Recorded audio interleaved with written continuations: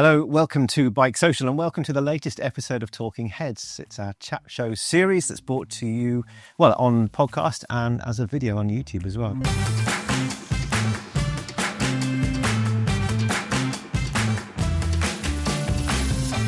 Joining me in this episode, Steve Rose, my co-host as always, and Andy Mineyko. Andy, welcome to Talking Heads. Thank you. Andy's the head of motorcycles for Honda UK. Oh, yes. But not been that for too long, have you, at the pinnacle? You've been with Honda for a long, long time, right? Yeah, I've been at Honda 20 years and took up this role early part of this year. So. Fantastic. Well, we'll get into the depths of, hopefully the depths of what that means and what it is that you do, because I think that's going to be absolutely fascinating. But what I did want to do is we're recording this literally a few days after the Isle of Man TT 2025 has ended, and we offer our congratulations on Dean Harrison's double and the Superstar. You were there, weren't you? You were just for a week, and it was amazing to have a couple of wins and to see the elation and all the hard work the team been putting together come together, and to have the wins was just exceptional. What? But you were there with dealers. What's your role there? We take dealers every year, just so that Honda started with racing. Mr. Honda first went to the island back in 1954. And then made a declaration that we're going to win it. Came back in 59, raced for the first time. And then 2 years later in 61, we won it. So, yeah, it's in our heritage. It's part of our DNA. Without racing, there is no Honda. So it's important we take the dealers there. They have a great time. They get fantastic access behind the scenes, meet the riders and so on. It is who we are. So, yeah. You've got some great guys here, haven't you? The amiable riders. John's been an ambassador of ours for many, many years, and only yesterday we're at a Bennetts track day, and he was there helping everybody out as usual. Yeah, he's brilliant. But he's great with people. He's got time for everybody. He's one of the best riders there's ever been on the island. He's a legend, and he will still find time to sign autographs, chat to anybody and everybody. It's brilliant. So yeah, he's a fantastic ambassador. And Dean, of course, who's now a resident of the Isle of Man. Does that give him home advantage, do you think?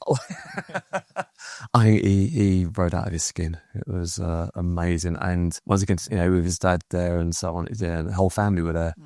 And it kind of sums up the whole team. The racing, obviously, you got your riders that deliver the result, but everything that goes behind it, from the catering crew to the logistics to everything, to Harv and the technicians. It's a big family, and that comes across. And there's a clip on one of the bits of coverage when, after Dean had won, you had the two guys from the catering, Matt and Alex, and they're bouncing up and down. They're so happy, and they're involved. And it is teamwork. So. Yeah, tremendous. Obviously, I have no idea what winning a TT is like, but you can just kind of see the elation on the riders' faces, can't you? You see they come into Park Ferry, and this drain of emotion. Yeah. To have all those people involved, it's well deserved. Well done. Especially with Dean, because he works so hard, and he really felt he deserved it, didn't he? 100%. Yeah, so pleased and proud. Yeah. The 5-8 ran well, didn't it? It wasn't like a close shave. It wasn't like just a nick to win. Yeah. It was a very a healthy lead in both races. So yeah, cool. Should we bring it back to you then, Mr. Mineyko? So you have been at Honda 20 years. Where were you before that? I'm assuming you're not now 21. Oh, I am. I started originally, left school quite early, and sort of had a few different jobs here and there. Put myself through Merton Tech as a mechanic, and got my City and Guilds. I then started working for a dealership in South London called Hamilton's, who are no longer there, unfortunately, but worked there for about 5 or 6 years. Then from there, I went to another dealership called Frontiers in South London. Did in fact another 5 years there.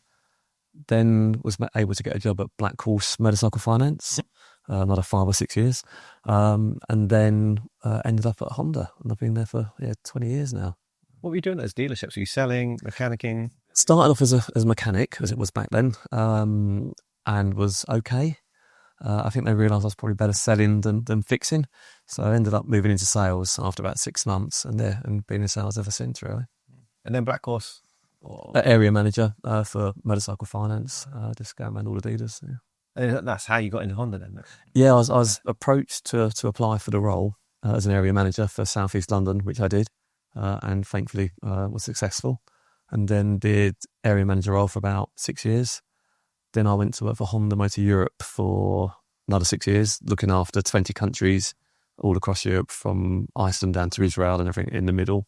And that was fantastic. Yeah, it was amazing because you see the scale and the scope. So when you're working in the UK, you know your area and your country and your region sort of thing. When you're looking across, literally from Iceland down to Israel, you see the scale of what is out there and the different ranges and customers and profiles. So that was a fantastic sort of 6 years or so. And then moved back into Honda UK motorcycles. I did a little bit of stint in cars, but not for too long. But yeah, and then sort of business planning, commercial planning and so on. So, yeah.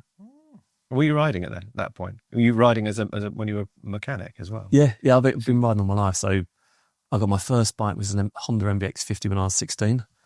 And then when I was 17, I got a little second-hand Suzuki GS125. Within 2 months, I passed my test and I was off. Bought an RD250 LC Proddy Racer. Rode that on the roads for a while. And then, just went through buying bikes far too often. What's in the garage right now? Bizarrely, a Dax. In this colour? No, I got a grey. Ah. Yeah. So, oh, nice. You've only just told us the story about the... Yeah, but that sound. I didn't even know. Yeah. Call myself a journalist. But it's interesting. We talk about the scale of it, and you say about the scale of all those countries in that region. Challenged us earlier on how many bikes does Honda produce a year, and we failed miserably by starting off with 500,000, and the number final number, is it? It's just over 20 million. It's 20 million bikes, which is an awful lot. We've just produced this year. We just produced our 500 millionth. I believe I'm correct that the best-selling vehicle is the Cub, which is over 100 million now. The best-selling vehicle ever. I believe so. Wow. This is a lot of units. That's 20 million units, 20 million Hondas per year. Yeah. It's an astounding figure. So that means that it'll only be about 5 more years, and then you'll be at your 600 millionth. It's not before, but yeah. Yeah. So when will the billionth be? No, that's too much maths. Yeah, don't worry about that. Blimey. And where are they produced? Where's the majority produced, and where's the majority sold? Or any of the biggest markets? Biggest markets are India, Far East, Asia, and so on. They're produced all over the place. We've got a factory in Japan, that's the mothership, if you like, and Kumamoto. And then we've got Thailand, who's very big for European product. And then we've got factories, China, America, and Italy. We've got a fantastic factory in Atessa in Italy, where we produce a lot of European products. Yeah. And does do each of those factories produce a specific range, a specific capacity? Yeah, or is it specific to those areas where they're stocked? It's a bit of both, actually. So the bikes that we get in Europe for the 650 range are built in Thailand, but they also produce them in Japan as well. There's the GB350 is actually built in Japan, but there's also a factory in India that produces for the Indian market, but we have the Japanese one. So yeah, it's kind of a mixture, but normally we get all of our P6s from Vietnam, so the factory is almost allocated to a region. Right. Isn't it fantastic? And the logistics of something like that, again, mind-blowing, just to get your transport, the batch that gets sold in the UK. How many get sold in the UK per year? Perhaps 22,000. Okay, 22,000. And that's, what sort of market share is that then? Currently, as of today, we're at 22%. So, yeah, nice and simple. What about you? So you've moved into this head of motorcycling role quite recently, and that's the pinnacle, isn't it, of Honda Motorcycle UK? What's your days look like? Every day's different. I think at Honda we've got quite a decent sized team. We've got a great team, and they do the work. So I have the role now of sort of signing stuff off, approving, getting a bit of direction, but the team actually deliver the day-to-day results and so on. So I'll be signing off campaigns, how many bikes we order, pricing and that sort of stuff. So more of an oversight sort of thing, and then a bit more direction and strategies to how we move into the future and how we grow our market share. How much independence do you have from Honda Europe? And do you, in terms of things like setting prices, for example, do you have a say in that? Yeah, we do. We work really closely with Honda Europe, our sort of parent company in a way, if you like. And we have a European price guide that we work to, so that we could try and keep it even all across Europe. And then in each country, you've got different VAT laws or import duties, so that will have a bit of a variance and different dealer margins. But we try and keep it stable all across Europe, so that everyone's on the same sort of playing field. Because I think certainly, Honda's approach to pricing in the last few years has been one of the real talking points, hasn't it? I think you really shaken up the market in several areas. And interestingly, we see when we put content out on our YouTube channel, we quite often get comments back from America or Canada about Hondas saying, well, they don't cost that where we are. Yeah, it's different in each region, and some countries are very, very low cost and some are higher, and part of that is import duties and, I say, local taxes and tariffs. But we've got a very competitive price strategy.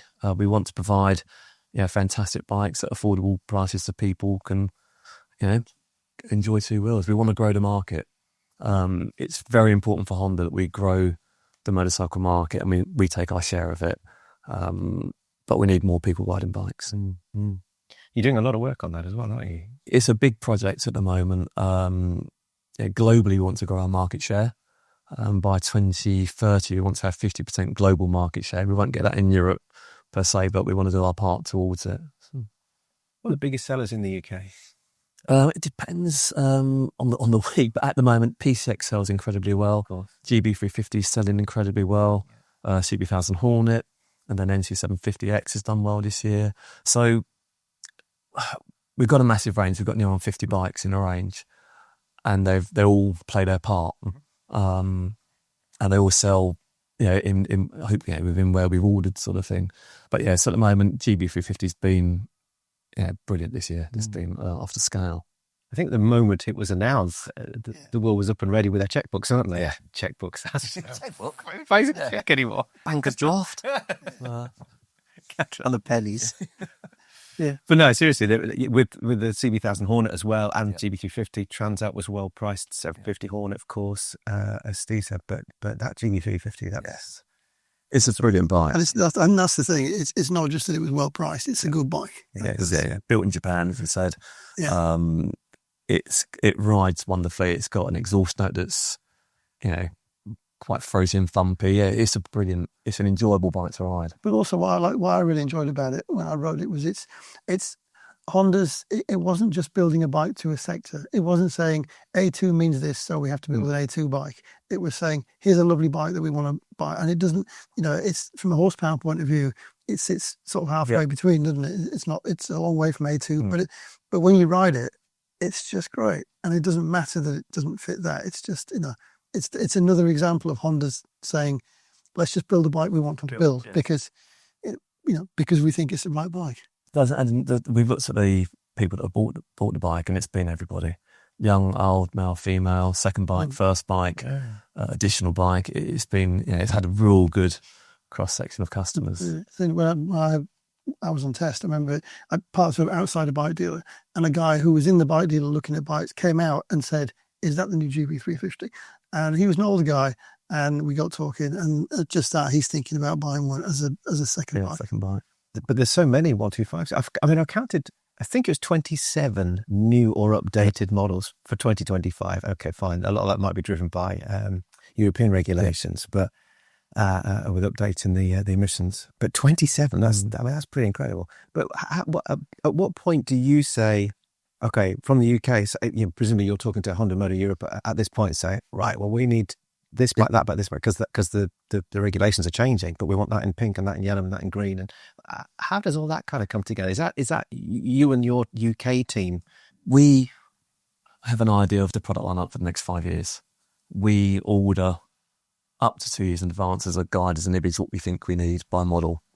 And then we fine tune it as the time goes on. So if something's going particularly well, we order more, or if a colour's going particularly well. And we have a say in colours to an extent. We get given a few options from Japan across Europe, so not just UK, across Europe. And then collectively we'll say, actually, we want the red one or the blue one or whatever. So. Because presumably some of those models, and we know that some of the scooter models, the bigger scooter brand models might be more popular in the likes of France or Italy. So they get the lion's share. So you're absolutely right. If Italy on SHs, they want whatever colour, that's what we're all getting. But with certain bikes, we have the lion's share, so we get the say. Yeah. I guess that's where forecasting then takes. Yes. You've got to have some good guys in the right positions, haven't you, to say, right, well, I think that GB350 is going to go well, especially in grey. So let's get loads of those. we don't see it as customers, we don't. but 22,000 bikes a year. Must be an awful lot of planning and an awful lot of logistics goes into making sure the right bikes are in dealers at the right time. Hopefully we get it right. We can get it disastrously wrong, because ultimately the customer will decide. So it's a personal thing, isn't it? Colour and preference, and I might like this colour and think that's great, but actually no one else does.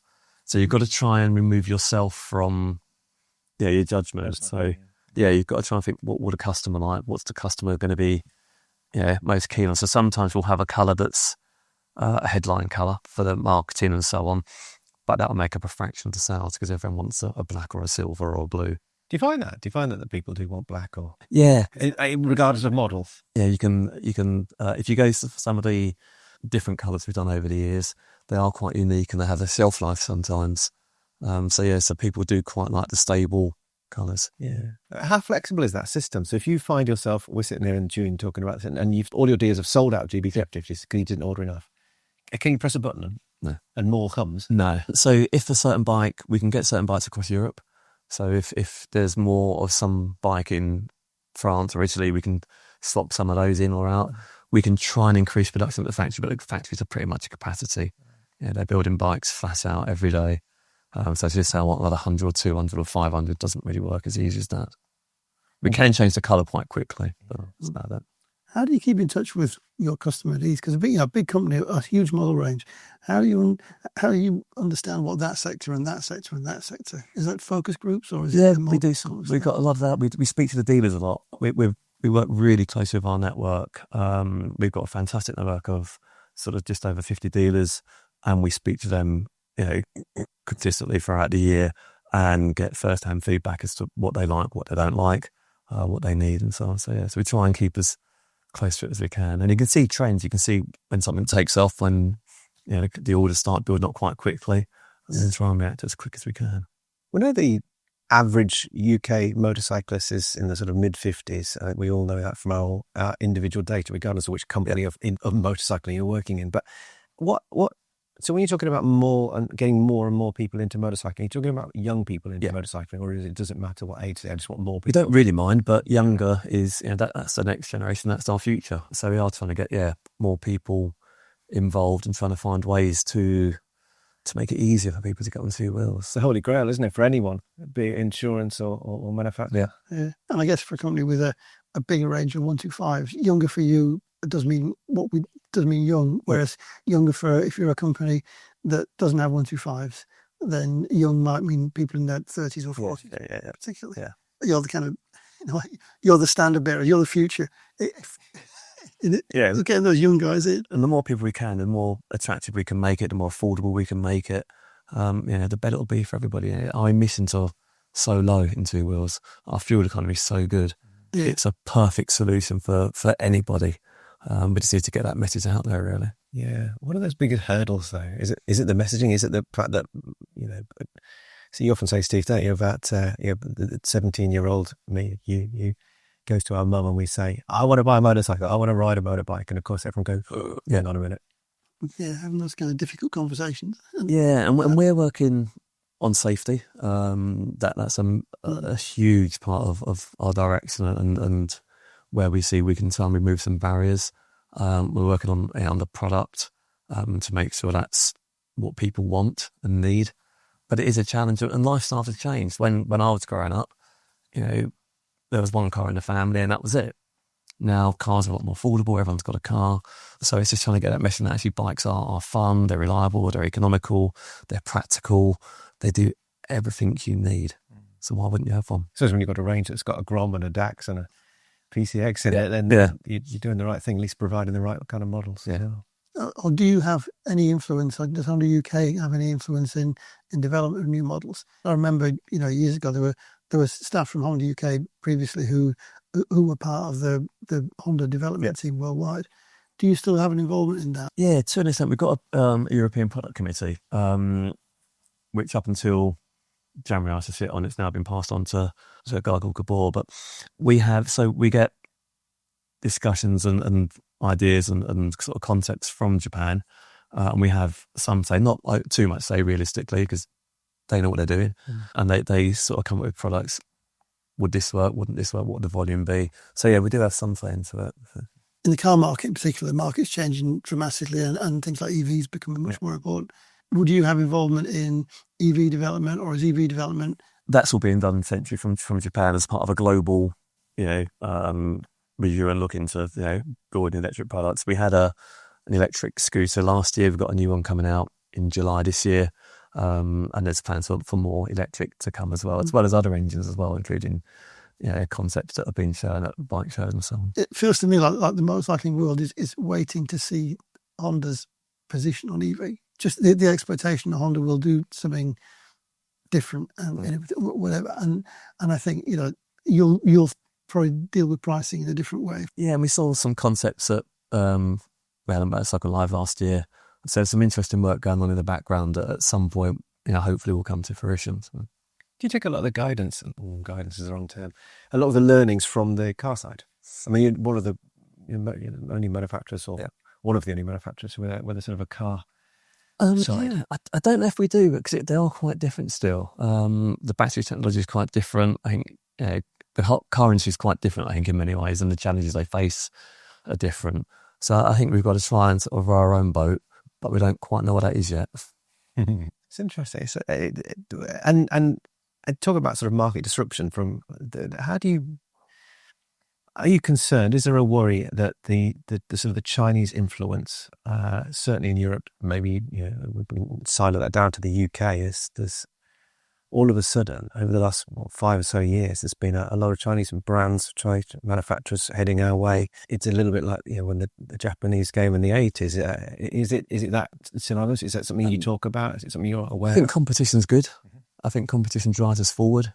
It makes us have more innovation, and that's got to be a good thing. So, competition's healthy, and if it gets more people riding bikes and once again grows the market, it's got to be a good thing. Yeah, well, it could be, couldn't it? Because there are so many different capacities available, and because you've already said you're in there at all different levels with all different models. I'm intrigued by eClutch as well, because we've seen a couple of models with eClutch. How's that going? Very well. So on the 650s, we've opted for eClutch only. So we don't do the manual version anymore because the eClutch does everything. You can ride it as a manual or ride it in eClutch mode. So it's seamless, and it's a fantastic bit of kit. It makes your riding easier, stops you getting fatigued. You can use it as a quick shifter, or you can just twist and go sort of thing, and just change gear with your foot. So it's a brilliant bit of technology. And how are the sports tour? Because we've talked a lot recently about sports touring and how the people are coming away from, I don't know, you probably tell me otherwise, that they might not be buying as many Fireblades. And so as the age goes up, of course, people want different types of motorbikes. And we've seen this sort of sports tourer popularity increase. And with things like the NT1100, I mean, that must be... Yeah, that's going from strength to strength. And this year with the electronic suspension, it's really just, of course, hit a sweet spot. DCT's brilliant on it as well. And you're right, as the riders are changing, it's becoming maybe more leisure product in a way, motorcycling. And that bike is... it's a fantastic way of covering an awful lot of miles very comfortably. But you're right about Supersport has slowed off over the last few years, but actually this year and last year when we reintroduced the 600RR, we've seen a bit of a good uplift, really. 600RR sold incredibly well last year and this year. And off the back of that, we've seen some Fireblade increase as well. And then after the weekend's results, we'll see some more, I'm sure. Do you really? Is it still... We're on a Sunday, buying a Monday. There is a bit of that still. Yeah, if you're winning, then you're winning, and people want to be a part of that. And the Fireblade has been, a massive part of Honda's history or recent history, and it's still a halo bike, and it's still the Fireblade. No one calls it a CBR 1000 RR. It's the blade. And I think sports bikes do still have a place. We've at various points we've all tried other things, and I think there's been the last 20 years there's been a lot of shift towards other kind of bikes. But certainly those of us who are lucky enough to ride lots of different bikes, on a regular basis. When you do get back on a sports bike, it's easy to forget how good they are. It's easy to convince yourself that they're not that comfortable or they're not that practical. But actually, if you ride them for a week or two and all the muscles that need to stretch, you get back. They're not. I did a couple of weeks last year, was it, or the year before, on the Fireblade, and I was surprised how after the first day, I didn't think about it anymore. I just rode it and enjoyed it. It was a really interesting reminder of all the things sports bikes can do that we'd forgotten about. And of course, Africa Twin, because the NT is not that far away from the Africa Twin, isn't it? But it still offers a different sort of focus. Yeah, in the Africa Twin, you've got the adventure sport model, which is great for if you want to do some miles and fill up your tank and go on all day. And then you've got our normal sort of model that can do off road. We've got the Daythorpe Adventure Centre. What that bike can do, it is amazing. It's phenomenal how good it is off road. So we've got both of those covered there as well. Do you ride off road? Not very well. I've had a go, but it's not my forte. You're in the right company, yes. And the DCT gearbox as well. That's clearly it's different to eClutch, and it's available on NT Africa. NT Goldwing or NT 750. Yes, quite a few bikes. And it's been around for 15 years, hasn't it? Yeah, and it gets better every iteration. It gets more and more progressive and smoother. And it's once again, it's an amazing bit of kit, and I love it. Yeah, absolutely adore it because it's just one less thing to worry about. You can play with the paddles if you want to have the interaction, but just to sort of just be able to sort of nail the throttle and off you go. It's marvellous. Yeah, certainly the latest version. I rode the NC 750 recently. The latest, it's noticeably improved. Yeah, it's just that all the little low speed in particular, and just the algorithm now seems to be more in tune with. Yeah, people need to ride it, and you need people to do a test ride, and a decent test ride. You're not just sort of whiz around a block, and then you realise just how brilliant it is. It's a marvellous bit of engineering. So the difference in terms of which bikes get what is eClutch something that's likely to be seen on smaller capacity mid-range, and is DCT seen as because I know there's a weight thing with DCT and there's a price premium. Yeah. I don't know how you view it as that. So might we see the 500s with eClutch one day perhaps, and more bigger bikes with DCT? I think that there's development going on. I'll probably leave it at that. Yeah, I'm not asking for any secrets, but it was interesting because you launched eClutch on the 650, which was kind of seemed to me anyway to be a really good bike to launch them on because of the price point, because the kind of bikes, the kind of customers, and DCT is always. It stands out a bit on the 750s because it's not they're not that kind of large capacity touring bikes. They are more just kind of everyday functional bikes. Yeah, and the NC's been incredibly popular. We sell an awful lot of NCs, and having the DCT for what a lot of people use it for, which is commuting and a bit of sort of touring. It works very well on that. It's one of those interesting concepts, isn't it? It's almost like we're all sitting waiting for what Honda are going to reveal next, whether it is eClutch or something that's going to help riding electronically assisted. I really like when we did the Fireblade launch last year. I like the fact that I think probably it's a gadget, and I like gadgets, but the way in which you enter your weight into the compute onto the dashboard and it works. What suspension settings you need? I think that's needed on all bikes. I think there's an awful lot of very clever people back at head offices. Working out what we need next that we haven't even thought about. So there's a lot of good stuff on the horizon. But I always think it's one of the things that intrigues me about Honda, because I think often you look at Honda's model range compared to maybe to some of your rivals, and some of your rivals have got the noisier, shoutier, more attention-grabbing bikes, and it's easy to sometimes look at Honda's range and think it's quite conservative, but actually Honda as a manufacturer over the years has done some very radical things, has some very radical bikes. It feels like there's a culture within Honda of wanting to push things forward, wanting to innovate, and it's not quite as mischievous perhaps as some of the manufacturers, but it's still it feels like technology is really important. It feels like innovation and always looking for the next thing, which in a way contrasts really nicely with things like the GB350, where you just come out with a bike out of left field that's still a very high-tech bike in many ways, but doesn't have the kind of the headline innovations. Yeah, I think Honda's quite a humble company, and actually what it does, it produces, 20 million bikes a year for globally for people to enjoy. And when we talked earlier, you had no idea it was that big. I think globally we're sort of on about 200,000 employees. So we're actually we're a massive company. I think we produce more engines than anybody else across car, bike, power equipment, and so on. But we're not really out there banging the drum on that. We're just getting on with it, producing more and more product that people want. And the safety thing, the safety initiative, I think is really interesting. Do you want to tell us a bit more about that? It's really interesting, the whole safety sort of aspect. And I think there's a hesitancy in the UK and other countries to have more rider training, because I don't need to, and I'm great. I've been riding for years. What can you teach me? So we just set up a new department across Europe to look at how we can improve rider safety through rider training and rider coaching. A lot of people will quite happily pay £50 for a hour's golf lesson to improve their swing.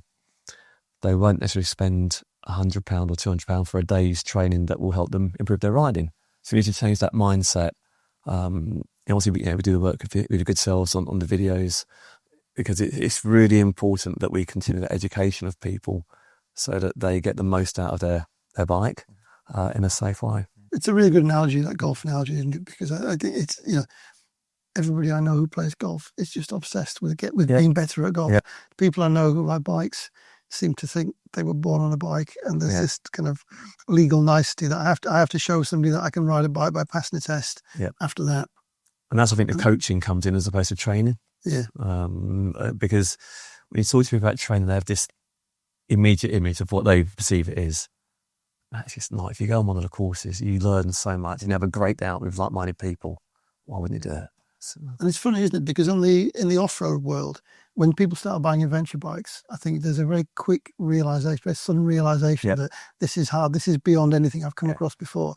And people are very happy to go off and have off-road training and really see the benefit of that. Exactly, But somehow don't get that connection with their road riding. No, and we need to work on that. And that's it's a European project for us.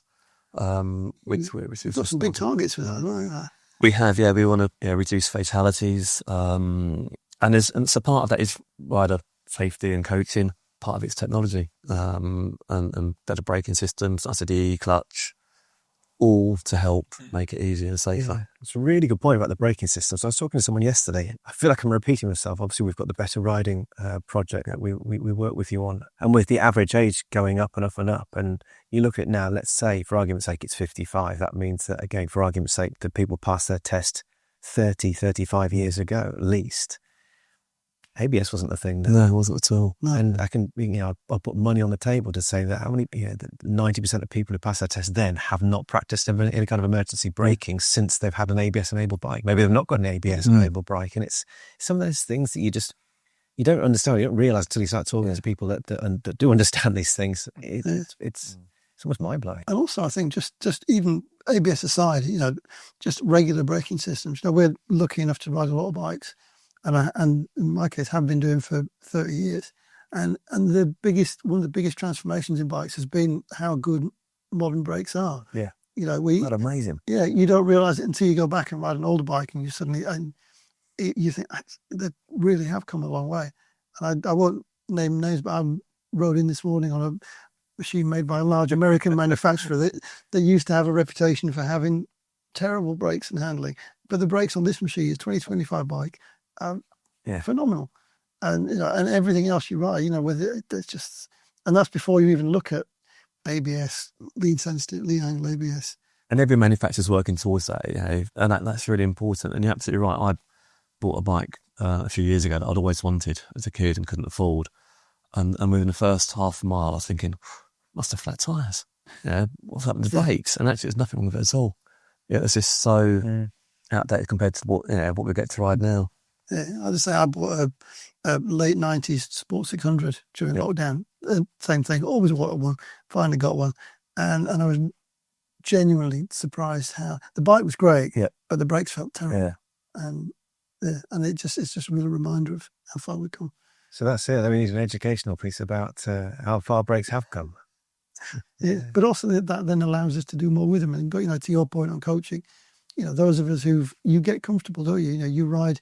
If you grew up on cross-ply tyres and brakes didn't work and suspension that wasn't great, you just learn to ride like that. My limits are based on all those early years riding, and when I ride a modern bike, I have to push myself and encourage myself to say let's just see what this can do. I was going to say let's see what this baby will do. That's right. Do you really meet the nicest people on a Honda? Yes. Next question. Yeah. It's such a brilliant habit. So everyone knows it, don't they? Everyone who rides a bike goes, oh yeah, I remember that. And I think the beautiful thing we're talking about motorcycling is no matter who you are, no matter where you sit on any sort of scale, everyone gets on. Doesn't matter what you ride, anything. It's a really good leveler. But yes, you do meet the nicest people on a Honda. It's the best club to be in motorcycling. It is, yeah. Nobody else nods in their cars as they're passing it. So there's no horses. Maybe they're doing horses. I don't know. Golfers certainly don't. But it's a wonderful place to be.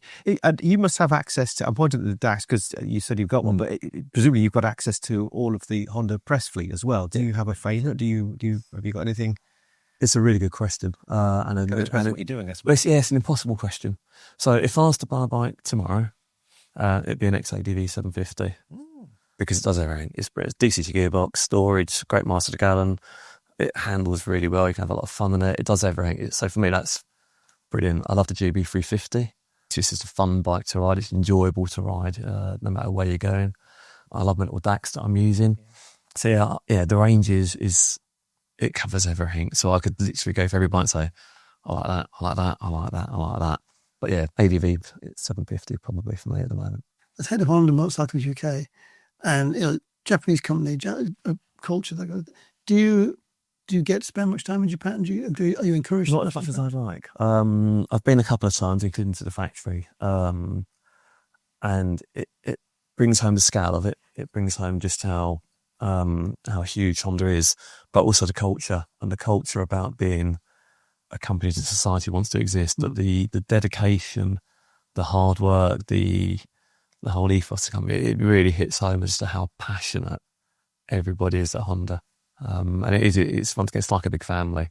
Everyone's incredibly welcoming and knowledgeable, and you have access to the designers, and it's a real joy. It would fascinate me. I'd love to spend time just seeing the different departments, the different processes, how Honda starts from how Honda designs things, how Honda decides what goes where and what's happening next. It must be fascinating. It is that whole, honestly, the amount of geniuses that we have coming up with ideas for things that we'd never even thought about. In your wildest dreams, you couldn't even think about. I know they're cracking away with all these projects and coming out with some amazing stuff. I love going to Honda launches and you've got the team who have built the bike, who have been responsible for project managing the bike, developing the bike. Even this is the team of Japanese engineers who come across to Europe, who come to the press launches, introduce themselves, often by PowerPoint, and we get to know what blood type they are, randomly, what bikes they have in the garage, what their hobbies are, what their cat's name is. But it's just so lovely, and they're smiling. They're just so passionate about. That was me, and I did that braking system, and it's just I get that. I get that sort of that family. They are not. I was with one of the they're called LPLs, large project leaders. This one the other week, and I think he's about 27, and he's designing bikes that will be for the next generation. Because that's is that audience. And I said their dedication, and they're so proud of what they do, and rightly so. We try and get into the launches because they can and will answer any question you have.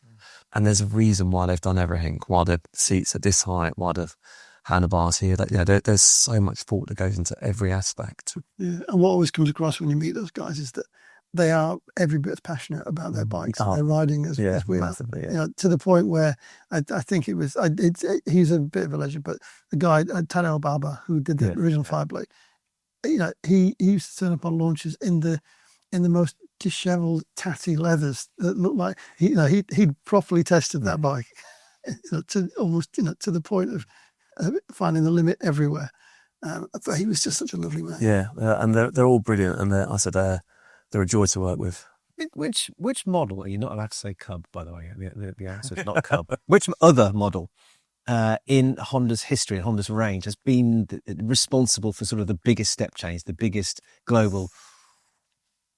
What's a good question? It might just be, the answer might be the next bestseller to a Cub, but no, but there's been particular models perhaps that have really defined Honda. In my sort of lifespan of bikes, probably a Fireblade really, because when that came out, it's a 900cc and everyone was 1,000 or 1,100. So, what you're bringing out this stubby little 900cc bike for Yeah, it's never it changed gonna thinking, cancel. didn't it? And it changed the whole super sport. It had the smaller front wheel. It was radically different to where everyone else was going, and it then set the trend. And it's still, I say, all these years later, it's still an iconic debate. I remember as a rider there, I just remember being almost confused by the fact that we weren't talking about power, because every conversation I'd ever had about motorcycles up to that point had been, how fast does it go? How much power does it make? Yeah. And suddenly the conversation was about weight. Yeah, power to weight ratio. And it took me and my mates a long while to get used to that idea, and that weight was as important as power. And it seems, when we look back now, it seems really daft. Yeah. But we just never thought of that. Everything was about how fast it goes, Yeah, I think that was a true game changer back in, let's say, my lifetime of bikes. Andy, are there any bikes in the Honda range, in the Honda archive, that you haven't ridden that you'd love to? Oh, crikey. I think the only one I haven't ridden is the NR750. And I'd like to have a go on that. I've been very lucky at Honda. I've managed to ride either through when I was in a dealership or at Honda. I've ridden an awful lot of bikes. But the NR's probably the one that's got away so far. I'm sure we can make it happen. I'm sure you can make it happen. I think you'll hold you to that. Yeah, come to Cadwell Park. Brilliant. And Andy, what away from motorcyclings, what floats your boat? Crystal Palace. Massive Crystal Palace fan, having witnessed us winning the FA Cup for the first time ever a few weeks ago, which was probably one of the best days of my life. I was going to offer my congratulations, but I'm not quite sure how much you had to do with it. But brilliant, good, well done. That must have been it is a real highlight, isn't it? Yeah, it is. Is that a family thing? Yeah, I'll go with my son, Ollie. We've been going since he was about 5. So he's now sort of a teenager. And yeah, we go every week, season ticket holders. And it's immense. So yeah, I love it. I was trying to think of something with a Honda wing and Eagles. Trying to get the sponsorship sorted out. It's of course, and then you were involved with the rugby as well, aren't you? England rugby. Yeah, you've been involved with England rugby for the last 4 years, I think it is, and that's been really good. That's probably more on the car side, to be fair, but yeah, it's been a good partnership. Andy, thank you for your time. Thank you. Appreciate you coming in, and great to find out about your history and a bit more about Honda too. So. Wonderful. Thank you. Good. And thank you for joining us. Thanks for staying with us this long. Do come back for the next episode. In the meantime, of course, don't forget to get your information about all of motorcycling from Bennett's Bike Club, and also on our Bennett's Facebook channel. So we've got a Facebook page, which is Bennett's BikeSocial. We've also got the BikeSocial Facebook group as well. And become a BikeSocial member, which of course is free if you have your insurance directly with Bennett's. It gives you access to over 200 brilliant discounts and benefits and offers. And if you're not yet a member, then you can also pay £6 a month or £60 a year and join us. So there you go. Corporate message is done. Thank you for joining us. See you next time.